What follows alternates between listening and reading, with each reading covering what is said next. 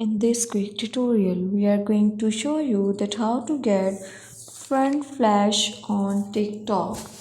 It's super easy and we will make sure you get it right.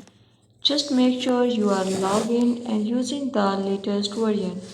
Make sure to watch the complete video and follow each step carefully to avoid forgetting anything and making mistakes. How to get front flash on TikTok? Click on the TikTok app, click on the plus mark and start to make picture. You can see here option at second. First of all, you will click on the camera, which will be front or back. Rotate your camera in front. After that, below there you can see option of flash. Turn it on. Now take a picture. You can see your picture is being taken by under flash.